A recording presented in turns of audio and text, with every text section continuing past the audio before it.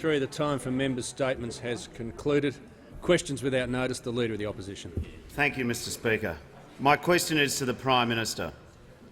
This government is now in its 5th year in office, and the state Liberal government in New South Wales has been in office that entire same time. Can the Prime Minister confirm that the average Sydney household is paying almost $1,000 more in power bills since this federal Liberal government was elected to office? Members on both sides. Member for Sydney. The Prime Minister has the call. Yes. Thank you, Mr Speaker. Mr Speaker, I can confirm to the Leader of the Opposition that under Labor's time in government, electricity prices doubled. They doubled.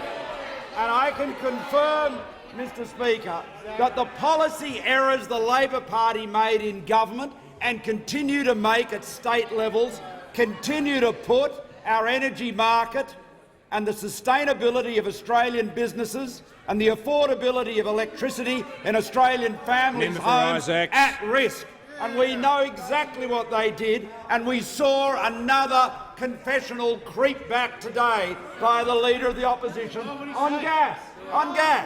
So, Mr Speaker, we know that when Labor was in government, they decided that we should open up the East Coast to exports with no protection given for the domestic market. That was their decision. They took that risk. They were warned against it by the electricity market operator and by the Energy Department here in the federal government. They took that risk. They were warned. Now, the member for Port Adelaide first said he knew nothing about it. Then finally he confessed. The Prime Minister will resume his seat. The Leader of the Opposition on a point of order. Yes, on a point of order of relevance. What about the $1,000 extra that Sydney households are paying under his watch? The Prime Minister has the call. Everyone's blaming you. Yes, thank you. Thank you, Mr Speaker. And so the member for Port Adelaide confessed, but as we know, as Mark Twain said, confession's good for the soul but bad for the reputation, and it definitely signed the member for Port Adelaide up to the group that put this extraordinary pressure on Australian businesses, on Australian jobs and Australian families. And we're taking the tough action to bring gas prices down, and they are coming down. They are coming down. But we saw another confession today. They keep on coming. It's like a virus on the Labor side of politics. They're all being driven to confess. Not so long ago, the Leader of the Opposition stood shoulder to shoulder with his comrade, the Premier of Victoria, in opposing the exploration and development of gas on the state of Victoria. Onshore, conventional and unconventional gas. And we've had every piece of advice imaginable, from Finkel, from AEMO, and even advice from the government, saying that gas has to be explored and developed in Victoria, and resisted by the Labor Party. But now, in a blind panic, the Leader of the Opposition rushes out in front of the Parliament and says, "Oh, I've changed my mind. I think they should be exploring for gas in Victoria." Well, it's good to see. It's good to see he's putting his toe into the waters of the real world. The Prime Minister's time has concluded. The member for Rankin will cease interjecting, as will the Minister for Energy and the Environment. The member for Robertson has the call. Thank you, Mr Speaker. My question is to the Prime Minister. Will the Prime Minister update the House on what the government is doing to ensure that there is no gap in reliable baseload power for households and businesses, including in my electorate of Robertson? Is the Prime Minister aware of any alternative approaches? The Prime Minister has the call. Well, thank you. I thank the honourable member for her question, and she well understands the importance of reliable baseload power. So much of it is generated in her electorate and indeed for the benefit of all of the families and businesses in her electorate. Now, Mr Speaker, The truth of the matter is this, is that we have for a long time in Australia been substituting high-emission dispatchable power with low-emission variable power. Correct. And what that has done, as everyone should understand by now, has put our electricity system at grave risk. We cannot afford to have another large baseload generator go out of operation unless there is the adequate baseload power to replace it. That we cannot have another Hazelwood. The consequence of Hazelwood was that wholesale prices in New South Wales alone went up by nearly double, by over $50 a megawatt hour. Now that, talk about why electricity prices are going up, that is a big part of the answer to that question. So when we were told by AEMO, who we asked to report on this, what would happen if Liddell closed as forecast in 2022, and they said there'd be a 1,000 megawatt gap in baseload power, well, the obvious solution to that was to keep Liddell going for a longer period. Plainly, that was the most obvious solution.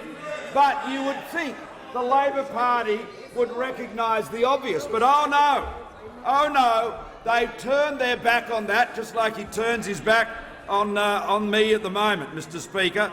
But what we have had, but I tell you who's not turning his back. Member for Bruce. The member for Hunter is not turning his back on Andy Vasey. Oh yes, Mr. Speaker, the Labor Party are not prepared to protect tilers and plasterers who are not part of a CFMEU-approved contractor. They're not prepared to protect workers on building sites from union thuggery and bullying, but they are quick to rush to the aid of multi-millionaire American chief executives of giant electricity companies. Well, says the member for Hunter, Andy Vasey has been bullied by the Prime Minister. Bullied! He couldn't even sell that to Patricia Karvelas. She came back and said, "Come on, do you really think he's being bullied?" "Oh yes," he said. He goes on and on about the bullying. He's rushing to the aid. Andy Vasey was bullied into taking this proposal to the board. He said, "Of course, when the Prime Minister stares you down," most people would regard that as a compliment, by the way. When the Prime Minister stares you down, of course you say... Prime Minister's time has concluded.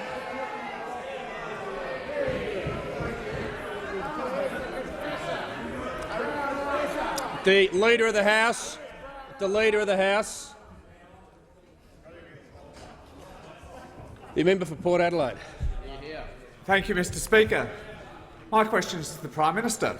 Before coming to office, the Liberal Party promised families they would be $550 a year better off because of lower power prices. But isn't it actually the case that the average Sydney household is paying almost $1,000 more for their power bills every year since this Liberal government came to office? Just before I call the Prime Minister, the Leader of the Opposition will cease the Leader of the House, will cease interjecting, and the member for Hughes is warned. The Prime Minister has the call. Well, thank you, Mr. Speaker. And the $550 figure was confirmed by the ACCC in a report to the Minister dated July 2015. I refer to the ACCC. But Mr. Speaker, I want to get back on the subject of electricity prices to my friend from the Hunter, Mr. Speaker, Andy Vasey's friend. Now, Mr. Speaker, the single most obvious solution to the problem created by the closure of Liddell is to keep Liddell going for a longer period. We've suggested up to 55. There we go. For another 5 years. Now, Mr. Speaker, because if it closes in 2022, it will deliver a shock of the scale of the closure of Hazelwood. And we know what happened then, and we know that caused a big spike in electricity prices. And there is no doubt that if Liddell were to close in 2022, without that replacement baseload power, you would get a similar shock. Now, the only beneficiary from that, let's be frank about this, is the AGL and the other big energy companies. They, in a tight energy supply market, prices go up and they do well. That's why they're making such big profits. Now, the member for the Eden honourable Monaro member is over warned. there from Eden Monaro talks about privatisation. Well, he should be aware.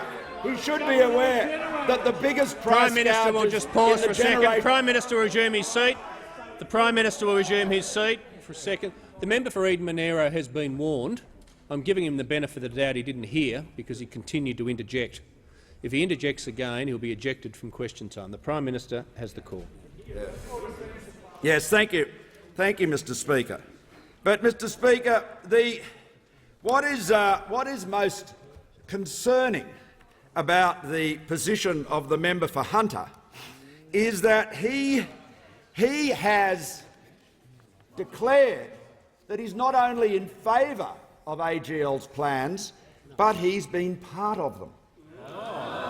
He says Andy Vasey has had these plans on the books for a long time. I've been very aware of them. I've been supporting them since 2015. He said he needs to put the final touches on the plan before bringing it back to the Prime Minister. It's a good plan.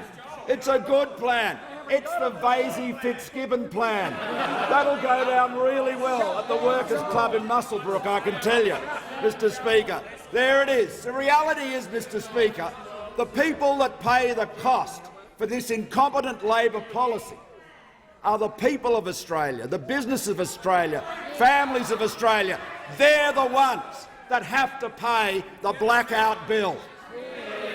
Just before I call the member for Dunkley, if you just resume your seat for a second, the member for Ballarat now also joins the list, and the member for Rankin is warned, and the Leader of the House is in no position to lecture anyone on interjections. I would like to inform the House that we have present in the gallery this afternoon a delegation from the Parliament of Egypt, led by Her Excellency Nabila Makram. On behalf of the House, I extend a very warm welcome to you all. The member for Dunkley. Thank you, Mr Speaker. My question is to the Treasurer. Will the Treasurer inform the House of how the government is working to deliver more affordable and reliable energy to all Australian businesses and households, including in my electorate of Dunkley? Will the Treasurer inform the House of any alternative approaches?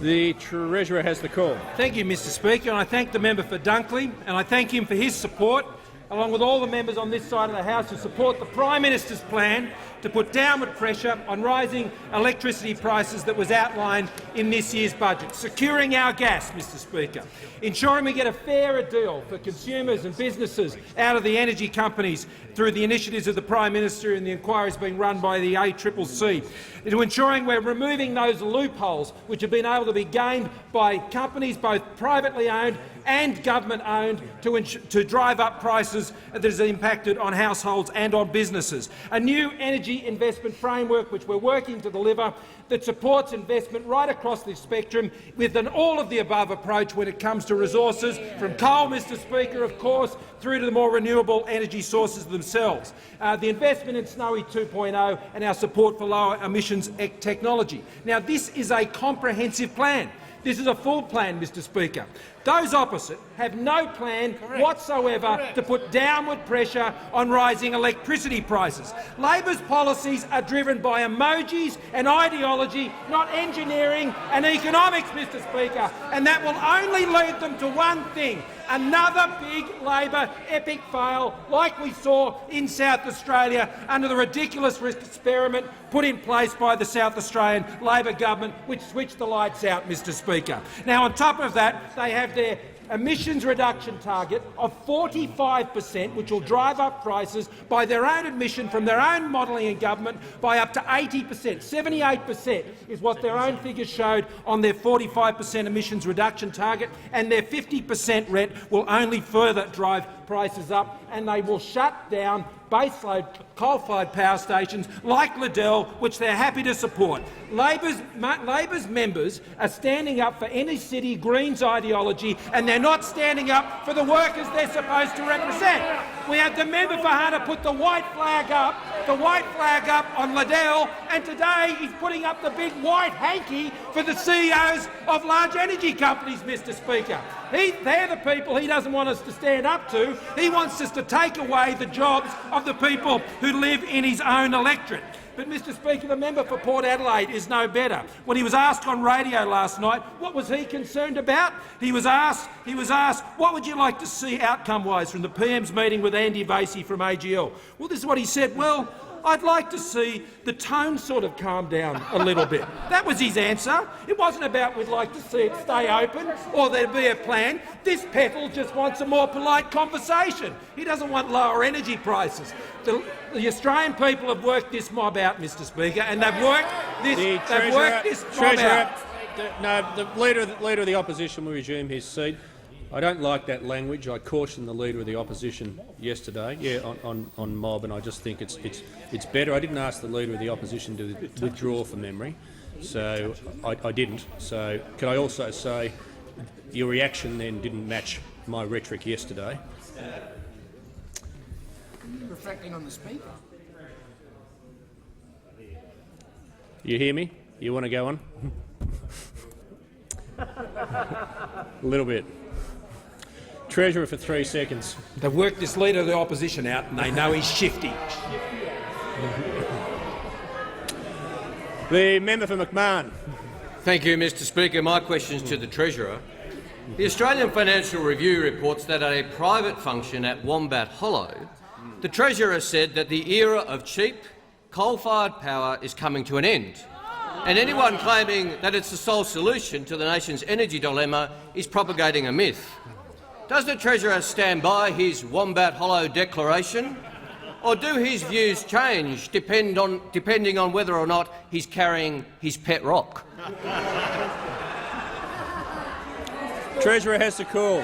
I thank the member for his question, and I do stand by those comments because this is what I said.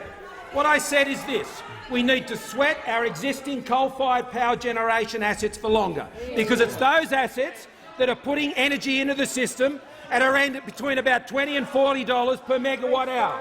And if you go and build a new coal-fired Healy plant, then that's going to produce energy at about $80 per megawatt hour, Mr Speaker, and that's why we need to sweat the existing coal-fired power assets for longer. That is the policy of this government. It's not the policy of those who sit opposite, though, Mr Speaker. It's not the coalophobes who sit opposite, Mr Speaker, who want to shut down coal-fired power stations in their own electorate. I remind the House of this yesterday. We have the member for Grey up there who kept a steel plant open. We've got the member for Wannon down here who kept an aluminium smelter open. And we've got Labor members across the dial over there who want to shut down businesses with their higher taxes, and they want to shut down coal-fired power stations which will deliver baseload energy for Australian households and consumers. So I welcome the question from the member for McMahon, who used to believe in lowering company taxes, and he used to believe in policies that support growth, and now he's just got on board with the caravan of the most left-wing Labor leader we have seen in generations. And it's not just me who said it, Mr Speaker. We heard that from Michael Costa as well, who accused him of exactly the same thing. And we've got Richo, who's described the Labor policies on energy as an absolute farce. And they say, oh, Richo, well, you made him a life member the other day, Mr Speaker. He knows a lot more about the Labor Party than this mob of neo-socialists ever will.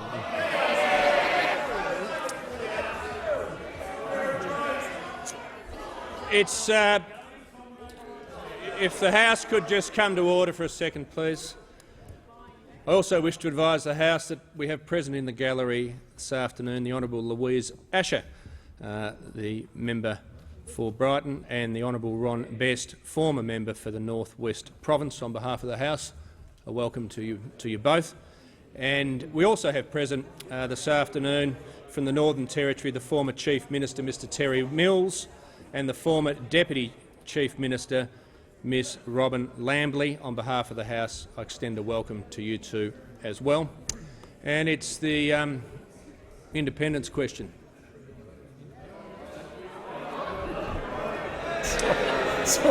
The member for Kennedy.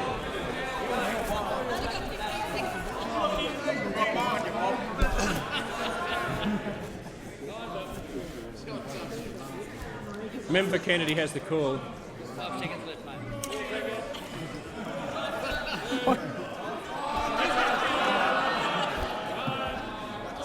Minister for the Environment, Mission Beach, the jewel in the crown, jungle, waterfalls, 14K beach, Harold Holt's refuge from cold Victoria, home to actress Diane Salento, wife of 007, acclaimed artist Helen Wiltshire. Australia lost its innocence when Helen Mirren lost her clothes. Since there's no safe harbour between Townsville and Cairns, $5.5 million for Yazzie recovery went to a safe harbour breakwater. Visitor numbers pre-Yazzie, 36,000, now 20,000. 23 businesses gone, a little town dying. Yet Grump advises the breakwater is still a year away. Minister, the member's time has concluded. The member's time has concluded. The member for Petrie will resume his seat.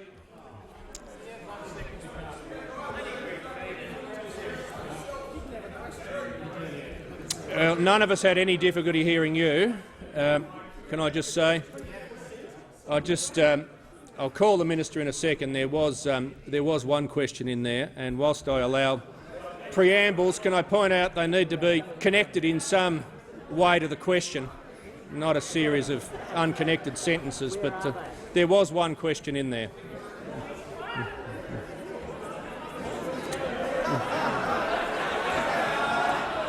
The Minister for the Environment and Energy. I thank the member for Kennedy for his question. I can't help him with Helen Mirren's clothes, but I can tell him that the Commonwealth will not stand in the way of his request that there be a breakwater at Mission Beach and boating facilities, Mr Speaker. He knows that the Gurumpa, the Great Barrier Reef Marine Park Authority, has previously on 2 occasions issued permits.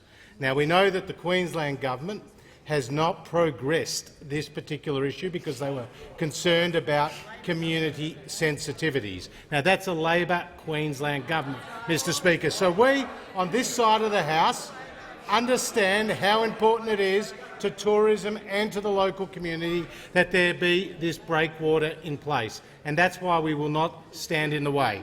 Mission Beach sits between 2 World Heritage areas, the wet tropics and the Great Barrier Reef. Mr Speaker, it's an important source of tourism, it's an important source of funds for the local economy, and the Commonwealth Government, under Prime Minister Turnbull, will not stand in the way of a breakwater and boating facilities for the local community. The member for Petrie. Mr Speaker, my question is also to the Minister for the Environment and Energy. Will the minister please update the House on action the government is taking to ensure there is enough baseload power to deliver not just affordable but also reliable energy supplies to Australian families and businesses that employ Australians? Is the minister aware of any alternative approaches?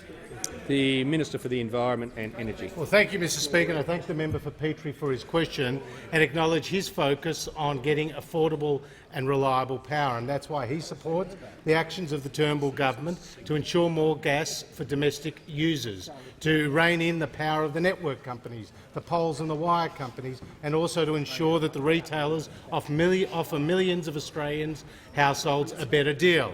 And we're in possession of the Australian Energy Market Operators report, which indicates a supply shortfall were Liddell to close in 2022, and that's why we've began discussions with the company AGL, Mr Speaker. Now, on this side of the House, we understand the importance of coal to the energy mix. We understand the importance of keeping these assets going for longer. The Labor Party, on the other hand, wants to close coal-fired power stations, and the Leader of the Opposition will say that coal has no future in Australia in this parliament, but then will go and put the high-vis vest on and says coal has a future in Australia. But he's not the only one who will say one thing to blue-collar workers and then say another thing to the Canberra Press Gallery PAC. Because the member for Hunter, who has said on the white flag he will not support the workers at Liddell, guess what the member for Hunter says in his own electorate? Guess what the member for Hunter has written in the Newcastle Herald earlier this year, Mr Speaker? Listen carefully. This is what the member for Hunter says, and I quote, "The coal industry remains strong and it can continue to count on my energetic support, Mr Speaker. So too can those who keep our coal-fired electricity generators humming, Mr Speaker. Our lights on, our fridges cold and our manufacturing plants and other businesses running." So the member for Hunter, which one is it? Is it your energetic support to keep coal-fired power plants humming, or is it supporting your Leader of the Opposition and motions in the Senate to close down our coal-fired power stations? You can't have it both ways. You're being dishonest with the Australian people. You're telling your electorate and the workers one thing, and in this House you are supporting another, Mr Speaker. This goes to the heart of the Leader of the Opposition's lack of understanding about what comprises the energy market and how important thermal, synchronous, baseload, dispatchable power is to the system. Hunter is now Only warned. the coalition can deliver lower energy prices and a more stable system. The Labor Party, with its record of doubling electricity prices and its sell-out of blue-collar workers across the country, have joined the Greens in a policy for a less stable energy system. The Leader of the Opposition. Thank you very much, Mr Speaker. My question is to the Prime Minister. The government is now in its 5th year in office. In that time, 7 coal-fired power stations have closed, removing over 4,000 megawatts of capacity. This is equivalent to nearly 6 million households' power, or more than enough energy to power every home in Sydney, Melbourne and Brisbane. Why has the government done nothing to replace the energy which has been progressively switched off since 2013? Just before I call the Minister for Infrastructure and Transport will cease interjecting. He's in an unfortunate spot, but he's yelling into my ear as I try to hear the question. The Prime Minister has the call. Speaker, the only complaint the Labor Party has had about the closure of coal-fired power stations is that there haven't been more of them. They've wanted to close more of them and more frequently. Now, Mr Speaker, I made the observation earlier that the great mistake that has been made in energy policy has been to replace dispatchable baseload coal-fired power with variable renewable power. And in the course of doing that, not one person on the Labor side in government, either in the federal government when they were here or in state governments, paid attention to the need for storage or backup. Correct. No attention was paid to that at all. It is my government that is set out to build the largest battery in the Southern Hemisphere, Snowy Hydro 2.0, which will make renewables reliable. Now, I hear all the laughing and carry on the other side. The Leader of the Opposition described Snowy Hydro 2.0, the largest renewable project in the country's history since Snowy 1, the largest single project since Snowy 1. He described it as just a stunt for helicopter trips. There he is. The member for Isaacs calls out, that's right. That's the vision you've got on the Labor Party. So basically, the Labor Party have learnt nothing about energy. Every step we've taken to benefit Australian consumers, they've either sneered at or opposed. When we called in the electricity retailers and secured for thousands of Australian families cuts in their electricity bills in hundreds of dollars, that was a stunt. That was a stunt. When we took action on gas, they claimed they had no responsibility for creating the problem until they finally fessed up to it. And what about the limited merits review? Now, this is a very interesting one. This is a case where the energy companies, the owners of the poles and wires, have been appealing to the courts with the privilege not granted to other utilities to get their rates they can charge up and up above what the regulator says. It has resulted in over $6 billion of higher charges. It's plainly wrong. We've brought in legislation to abolish it. Labor actually said they supported it, but when it got to the Senate, what did they do? Kicked it off to a committee. Kicked it off to a committee. They could have passed it through the Senate and given relief immediately. So, Mr. Speaker, and then when we go to AGL and say, look, the most obvious way to avoid this blackout, to avoid Australians having to pay this blackout bill, is to keep that power station going for longer, they attack us over that too. They have no plan and no vision The for Prime Australia's Minister's energy. time has concluded. I've asked the member for Sydney to cease interjecting on a number of occasions, as I do most days. She's now warned. The member for Durack. Thank you, Mr Speaker. My question is to the Minister for Health, representing the Minister for Industry, Innovation and Science. I refer the Minister to recent media reports showing the West Australian Government's ban on gas. Will the Minister outline to the House why energy security is vital for business and jobs, and explain what risks this reckless policy might have? The Minister for Health and Sport. Thank you very much, Mr Speaker, and I want to thank the member for Durack, who not only represents an electorate which is one of the great natural resource powerhouses of the world, but she also voted for lower electricity and gas prices when she voted to abolish the carbon tax, along with every member on our side and against the wishes of every member on that side. Now, today we heard a very interesting thing. The Leader of the Opposition, after long support for the Andrews government ban on gas exploration in Victoria, went wonky at the knees. It was a bit like a visit to the Australian Christian lobby before the 2013 election. And he indicated that perhaps he might not be so in favour of their ban on gas. However, Victoria has a complete ban on gas exploration. And only last week, however, what we saw is a new ban on gas exploration by WA Labor to join what the Northern Territory Labor government has put in terms of a ban on gas exploration, to join the Victorian ban on onshore gas exploration. And so there's a very simple proposition for the Leader of the Opposition.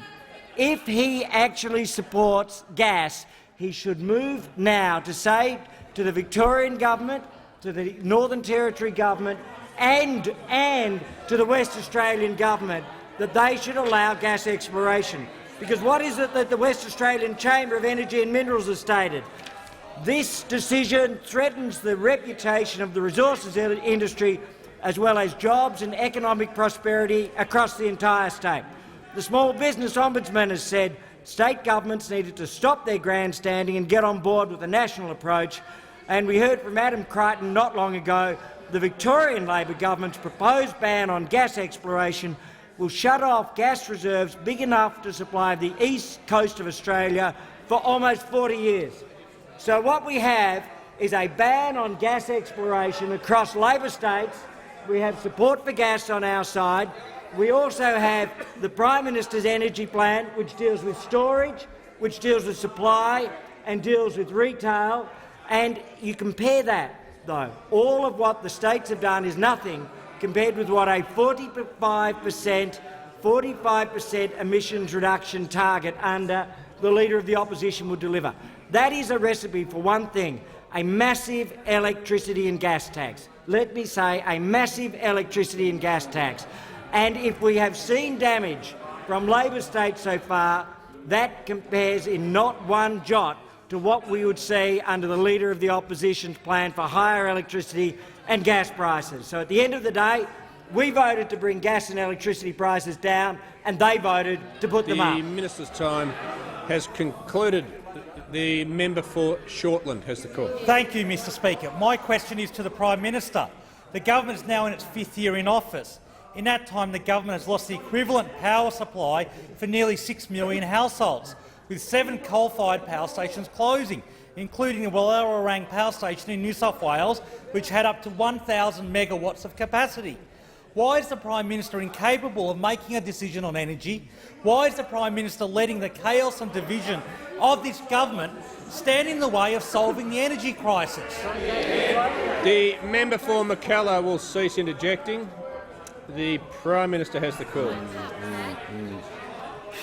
Well, Mr Speaker, it's good to hear from the member for Shortland again on the subject of coal-fired power stations. Prime Minister will just pause for a second. I couldn't have been more clear with the member for Eden Monero.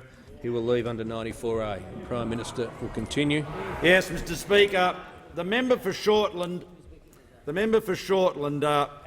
is sort of running a very tight race with the member for Hunter to see who is the best collaborator with and apologist for Andy Vesey and AGL. He said in responding to the proposition that Liddell might be sold to somebody that would keep it running, a possibility that the CEO of AGL agreed to and said yes, he would be prepared to sell it to a responsible party. He said that in a room full of many people, including quite a few cabinet ministers, so there's no question he said that. But in trying to discount that, the member for Shortlands, in his role as a PR flack for AGL, he said, we need to think about the logistics, he said. Bayswater and Liddell power stations are right next to each other. They share the same The coal member mine. for Shortland has asked his question. The member They for share Shortland infrastructure. will They cease share interjecting. the same water resource. Is it practical that we have 2 different companies running those power plants? Well, of course. Well, of course. If you want to make sure there's less competition, you certainly wouldn't want them being run by 2 different companies. Mr Speaker, it is extraordinary to see whether it's the member for Hunter or the member for Shortland, who represent all of these workers in the power industry, all of these workers in the coal mining industry, becoming these extraordinary apologists for AGL, a company that they know is the prime beneficiary of tight supply of power. The honourable member denies that. He obviously doesn't. He obviously can't read his own electricity bill, let alone anyone else's. You know, Mr Speaker, what we have succeeded in doing is bringing down gas prices, and wholesale electricity prices are starting to come down because gas has come down. So the actions my government is taking is putting downward pressure on prices. Now, what we're looking out for is actions by big generators in shutting down plants which would have the same effect as the closure of Hazelwood did. So this is no more than prudent government looking after the interests of Australians, as opposed to looking after the shareholders of big energy companies. The member for Capricornia. Mr Speaker, my question is to the Minister for Infrastructure and Transport, representing the Minister for Regional Development. Will the Minister update the House on action the government is taking to support jobs in regional areas, including by supporting affordable and reliable power? What is the importance of policy consistency to generate and foster investment, and are there any alternatives to the government's approach? The Minister for Infrastructure and Transport. Well, thank you, Mr Speaker. I do thank the member for Capricornia for her question. She is a great champion of the people of the Capricornia region. She's a fighter for her electorate, and she understands the issues that matter to her community, issues like national security, issues like the affordability and reliability of power supply, issues like jobs in her community, and she's delivering. She's delivering every day through our infrastructure investment right along the Capricornia coast. And the Turnbull-Joyce government is delivering right around regional Australia, whether it's in our cities, whether it's in our regional centres, in our rural and remote areas.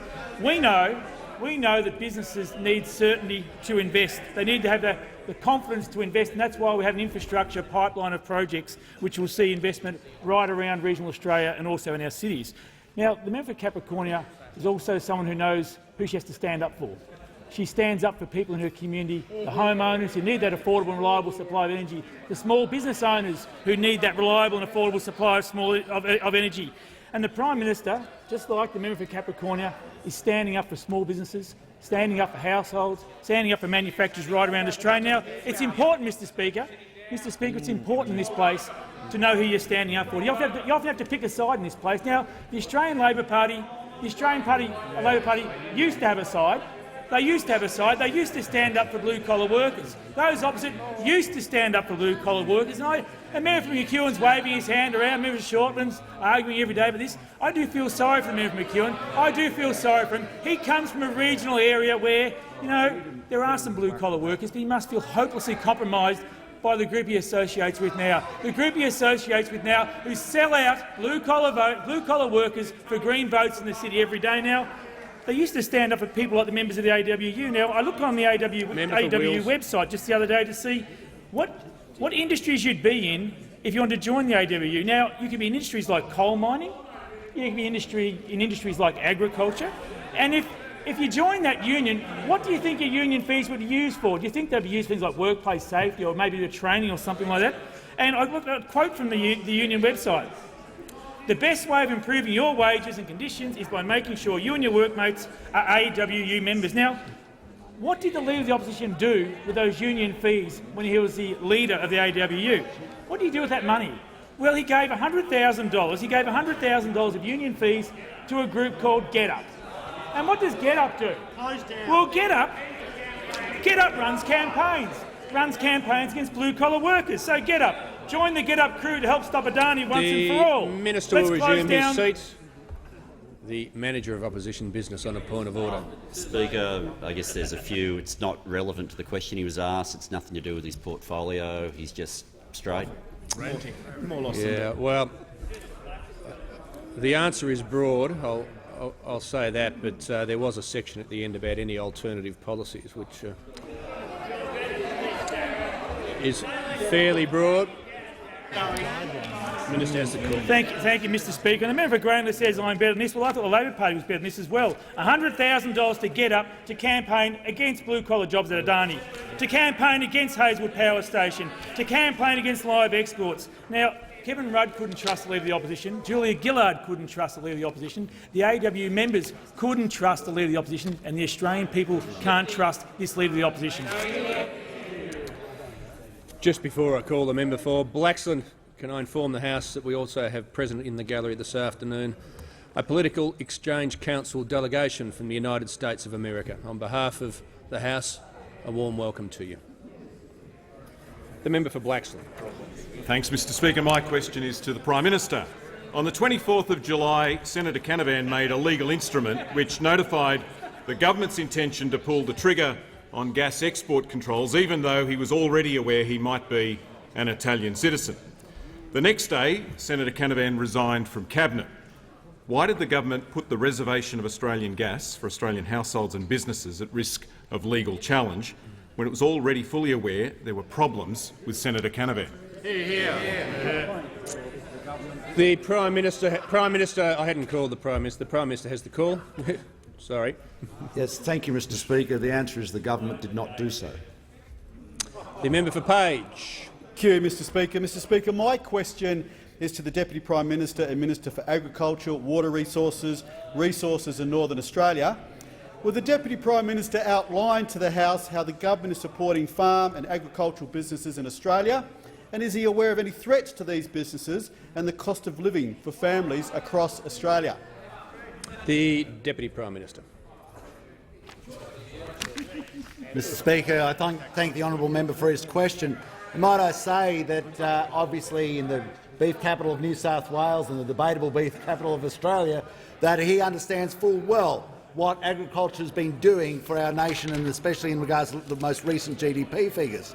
The percentage point contribution to year-on-year GDP growth of 1.8% was 0.49 from agriculture, and this goes to show what a difference a government makes.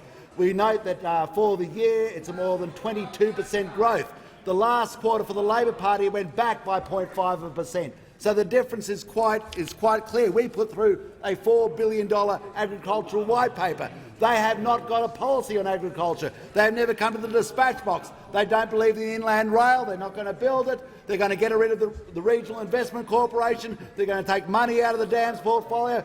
And it all falls to a common theme within the Labor Party, and that is that they've given up on blue-collar workers and they're now residing with the basket weavers. They're the party of the basket weavers. They have given up. They managed to change their allegiances, just like the member for Maribyrnong. Once upon a time, he used to support South Melbourne. He believed in South Melbourne. He barracked for South Melbourne. He followed the Swans. And then all of a sudden he decided it doesn't work with South Melbourne anymore. I'm now with Collingwood. He can change his allegiance. He is a crazy leopard that can change his spots. He can change his spots. And no longer. And now we find that they've actually Members given on my up left. on the manufacturing workers. They've given up on the manufacturing workers. We've got the member for Hunter. Member for Griffith. Oh, the member for Hunter. He's a knight in Newcastle, but he's a coward in Canberra. Once he gets down here, he doesn't stand up. He doesn't stand up for the coal workers down here. Oh no! And the member for Shortland, he has never stood up for his coal workers, not in this building, never stood up against the member for Maribyrnong. The member for Maribyrnong, as you always see in question time, he turns his back on your manufacturing workers. He turns his back on the coal workers. He turns his back on all the blue-collar workers. And it's not just stops there. The member for Herbert has never had the ticket to stand up for their manufacturing workers, for their coal workers. The member for Patterson has never had the ticket to stand up for their workers. And so this is what we have. What we have now is the member for Hunter saying about Liddell that he's sad. He's sad about the closure. He must be sad about the loss of those jobs. He must be sad about the coal workers at Liddell. Why don't you stand up for the coal workers at Liddell? Why doesn't this person come to the dispatch box, the leader of the opposition, and endorse what the manufacturing workers do? Why don't you once more stand up for manufacturing workers? Why have you turned your back on the Australian people? Why are you so shifty? Why don't you stand up for the people who actually once upon a time gave you a job? The member for Wills will cease interjecting, as will the member for McEwen. The member for Blaxland is seeking to table a document. No, I am not. I'm seeking the call. Sure, the member for Blaxland. Thank you, Mr Speaker. My question is again to the Prime Minister. Yesterday, the Attorney-General claimed the government had already triggered gas export controls, saying in the Senate, and I quote, "We have restricted gas exports." Isn't it actually the case that the government has failed to pull the trigger to restrict gas exports because there are serious legal doubts about the ministerial actions of Senator Canavan and the Deputy Prime Minister? Why is the Prime Minister allowing his Deputy and Senator Canavan to stand in the way of lower power prices for all Australians? Prime Minister has the call. Well, thank you, Mr Speaker, and I do thank the honourable member for the question because it gives me the opportunity to clear up what I think is a misunderstanding on his part. The restrictions on gas. Members on my left. The restrictions on gas exports, whenever the minister makes a determination, do not come into effect until the 1st of January. So the restrictions do not come into effect when the minister makes the determination. The determination has to obviously be made before the 1st of January, but it has to be made after a very careful consideration of all of the facts concerning the supply of gas. Now, the fact, however, is that by foreshadowing these export controls, we have already seen a considerable amount of additional gas coming into the market. And we've seen, as a consequence, the short-term prices of gas easing across the east coast. For example, the average July prices were $6.80 a gigajoule in Brisbane. These are the spot prices. And that the July average across the whole east coast was $8.61 a gigajoule, compared with just under $12 in July last year, and they went up above that in the interim. So in August, prices have already fallen by $1 in those East Coast market, a gigajoule.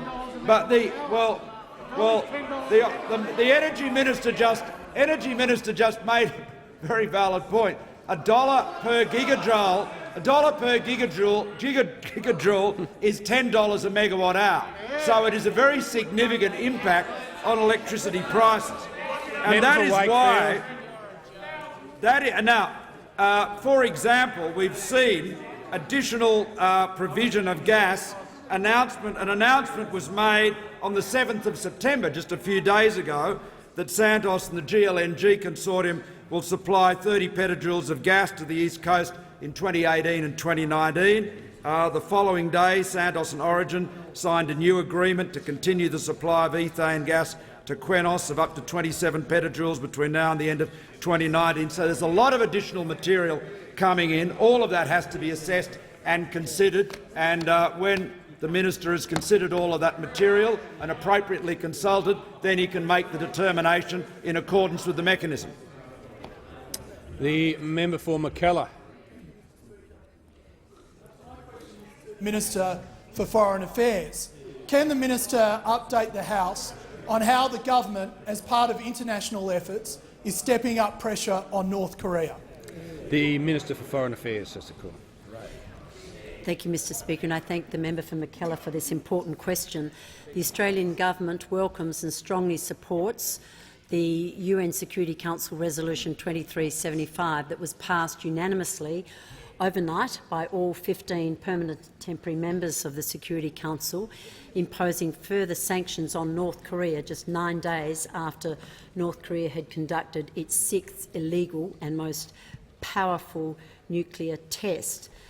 Last Thursday, I spoke at length with US Secretary of State Rex Tillerson about the contents of the proposed resolution, and we noted that while North Korea is isolated diplomatically, it is not self-sufficient economically, particularly in relation to basic commodities, including energy. Secretary Tillerson and I agreed that ever-increasing economic pressure on North Korea is an essential pillar of the collective international strategy to compel North Korea to return to the negotiating table and to abandon its illegal missile and nuclear programs.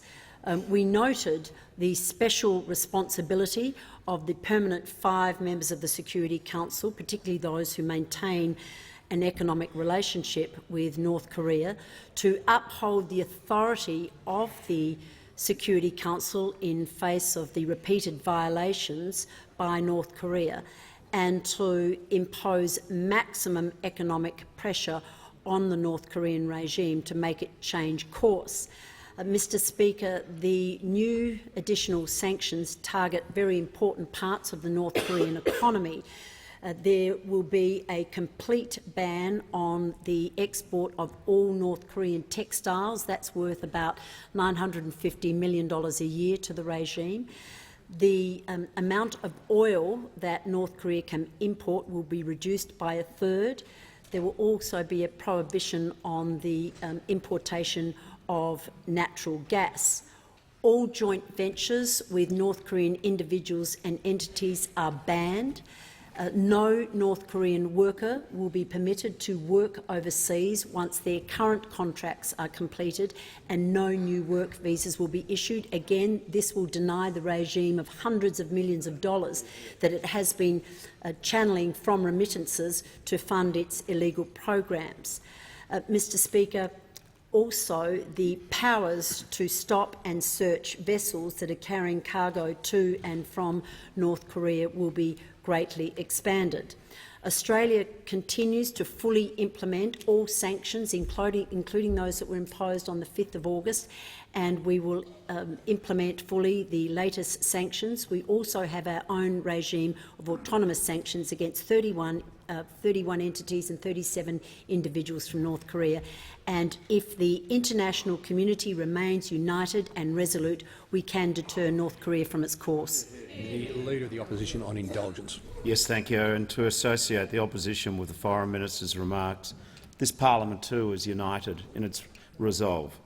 North Korea's repeated defiance of international law and United Nations Security Council resolutions is unacceptable. North Korea's ballistic threat and missile tests are a direct threat not only to their neighbours but to the broader region and beyond. We should be upholding the UN security resolutions and doing more where we can. Every nation has an obligation to do what it can. Later this month I will travel with Senator Penny Wong to South Korea and Japan to discuss the security situation on the Korean Peninsula. All of us in this parliament should do what we can in a united fashion to be able to contribute to greater world peace and dealing with the threat of North Korea. The member for Sydney. Thank you. Thank you, Mr Speaker. My question is to the Prime Minister. Yesterday the Attorney-General blamed Labor for not supporting gas reservation earlier. So why did the Minister for Energy attack Labor's gas reservation policy last year when he said, and I quote, "It will kill investment, destroy jobs and ultimately lead to less gas supply"? Given this government's now in its 5th year of office, when will this government stop blaming everyone else and take responsibility for the mess that this Liberal government has made of energy policy in this country? The Minister for the Environment Well, the and Labor Energy. Party never had a gas reservation policy. The only ideas you put forward is that future developments may be reserved for some domestic use. That would do nothing for the immediate issue we have today, which is the supply shortfalls as indicated by AEMO and others. Only Prime Minister Turnbull's response, which is to put in place these export restrictions, can have that effect to meet the supply shortfalls. And we're already seeing the positive impact of the discussions and the actions that we are taking. In the member for Port Adelaide's own state of South Australia, he knows that the second unit at Pelican Point, 240 megawatts of gas-fired power, was able to come on because the Prime Minister spoke to the energy companies, and as a result, Engie was able to secure the gas contracts from Origin. That's a practical initiative which is better off for the people of South Australia. We've seen the spot price come down significantly, as the Prime Minister has alluded to. We've seen companies like Origin and Santos ensure there is more gas available in the domestic market. We're starting to see the flows of gas from the north, from Wallumbilla down to the south, whereas previously it was the other way. And we've seen more gas into the domestic market than previously, Mr Speaker. These are the concrete actions that are having a practical effect.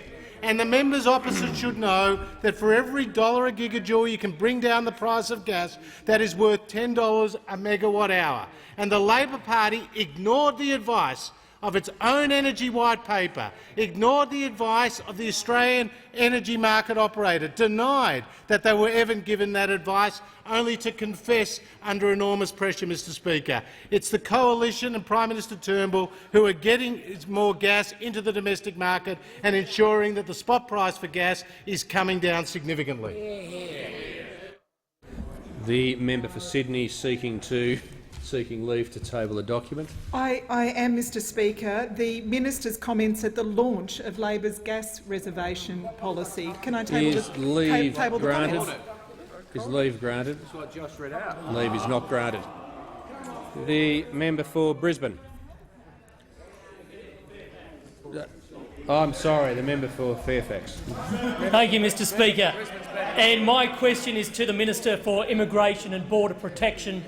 Will the minister update the House on steps the government is taking to strengthen the requirements for Australian citizenship?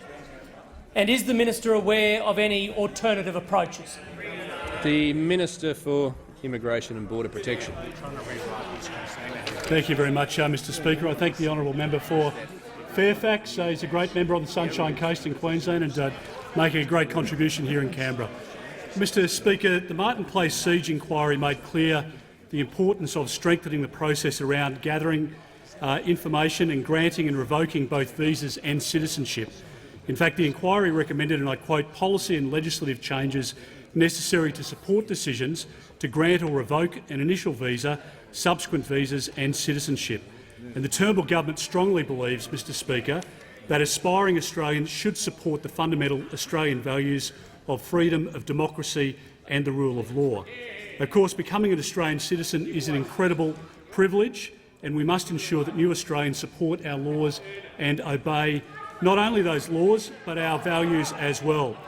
Mr Speaker, the vast majority of people who migrate to our country, we know, contribute to our society and our economy, are law-abiding. Pause for a second. The member for Cowan and the member for Barker will cease their conversation immediately, or they'll have it outside the chamber. The minister has the call. They are law-abiding and they are good, decent people. But, Mr Speaker, the government has introduced changes which at one point were supported by the Leader of the Opposition, and now he's flipped his position and doesn't support what we're doing in relation to citizenship changes. And is it any wonder that the Australian people don't know where this Leader of the Opposition stands on one day to the next? So what we're proposing, Mr Speaker, is very reasonable. We're proposing, for example, that we can make changes around the way in which the Administrative Appeals Tribunal can block decisions for citizenship and dangerous individuals. Now, the fact is that the AAT has found that child rapists, murderers and drug dealers have been of good character and that they should be allowed to be granted citizenship. Now, I'm sorry, Mr Speaker, but I think I talk on behalf of all members of this side of the parliament when I say we do not agree with that opinion, and if the law needs to be changed, it will be changed, and that's what we're proposing.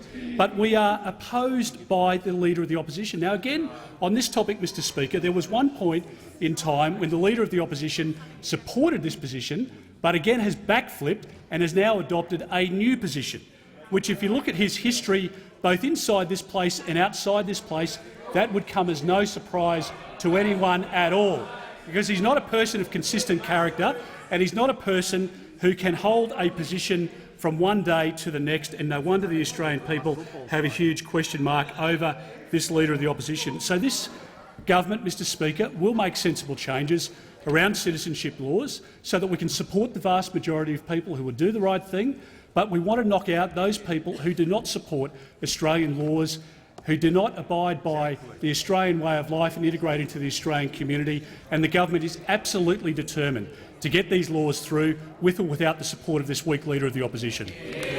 The Leader of the Opposition. My question is to the Prime Minister. How can the government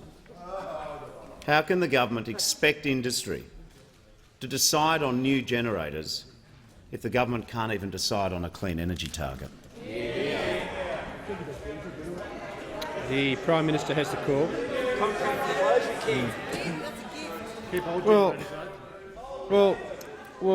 Mr Speaker, the real challenge to the reliability of the energy system is the failure of the current market to take into account the importance of having baseload power.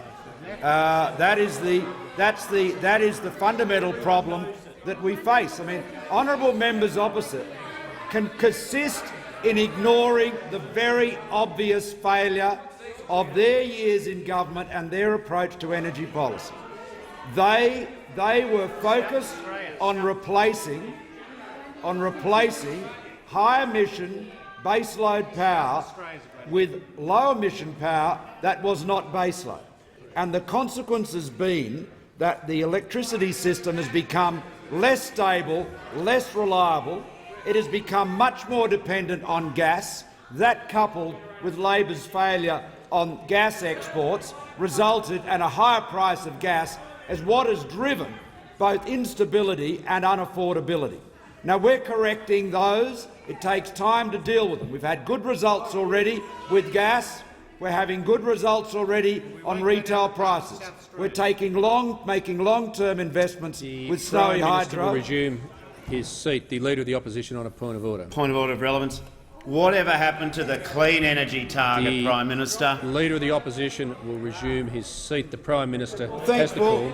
Well, thank you, Mr Speaker. Mr Speaker, the clean energy target proposed by Alan Finkel in his report, 49 recommendations of which have already been accepted and are being worked through by the relevant Energy Ministers' Council. That 50th recommendation we have under consideration, and I'll be very plain with the honourable members, all honourable members.